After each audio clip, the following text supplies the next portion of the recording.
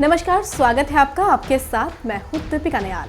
चुनावी सफर में आज बात महाराष्ट्र की भिवंडी लोकसभा सीट की, जहां से भाजपा नेता कपिल पाटिल सांसद हैं। उन्होंने साल 2014 के चुनाव में इस सीट पर कांग्रेस के विश्वनाथ पाटिल को 1,09,450 वोटों से हराया था। कपिल पाटिल को 4,11,070 वोट मिले थे, तो वहीं विश्वनाथ पाटिल को 3,01,620 मतों पर संतोष करना पड़ा था। कोंकण डिवीजन में आने वाला भिवंडी जिला राजधानी मुंबई से 20 किलोमीटर दूर स्थित है। भिवंडी अपने वस्त्र उद्योग के लिए जाना जाता है। यह कपड़ा उद्योग का एक बड़ा औद्योगिक केंद्र है। यहाँ की जनसंख्या 24,48,098 है, जिसमें से 36% लोग गाँव में और 63% लोग शहरों में निवास करते हैं। यहाँ 6% लोग SC और 15% लोग ST वर्ग के हैं। इस संसदीय क्षेत्र में 6 विधानसभा सीटें आती हैं। यहाँ 56% लोग इस्लाम धर्म में और 39% लोग हिंदू धर्म में भरोसा करते हैं। 2008 में हुए परिसीमन के बाद भिवंडी लोकसभा सीट अस्तित्व में आई।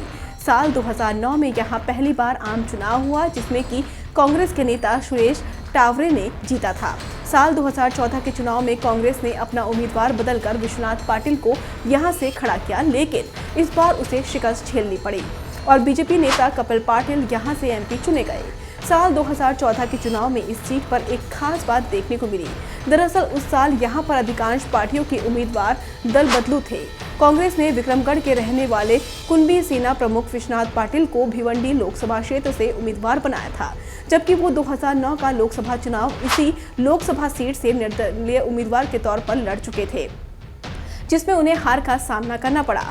यही नहीं, विश्वनाथ पाटिल लंबे वक्त तक बीजेपी, NCP और हितेन ठाकुर की विकास अघाड़ी के साथ भी रह चुके हैं। तो वहीं भाजपा सांसद कपिल पाटिल भी पहले कांग्रेस में थे। उसके बाद उन्होंने NCP ज्वाइन की, जिसके बाद टिकट पर वो ठाणे जिला परिषद के अध्यक्ष चुने गए। लेकिन लोकसभा चुनाव से ठीक पहले उन्होंने भाजपा ज्वाइन कर ली और वो उसके टिकट पर भिवंडी से चुनाव लड़े और जीतकर लोकसभा पहुंचे। उस साल नंबर 3 पर यहाँ रहने वाली मनसे उम्मीदवार सुरेश मल्हात्रे बालिया मामा भी चुनाव से 2 साल पहले शिवसेना के सदस्य हुआ करते थे। दिसंबर 2018 की रिपोर्ट के मुताबिक पिछले 5 सालों के दौरान लोकसभा में कपिल पाटिल की उपस्थिति 92% रही है। इस दौरान उन्होंने 51 डिबेट में हिस्सा लिया है और 440 सवाल पूछे हैं। साल 2014 के चुनाव में इस सीट पर कुल मतदाताओं की संख्या 16,96,589 थी, जिसमें से मात्र 8,75,605 लोगों ने अपने मतों का प्रयोग किया था। इसमें से पुरुषों की संख्या 5,03,035 और महिलाओं की संख्या 3,72,570 थी।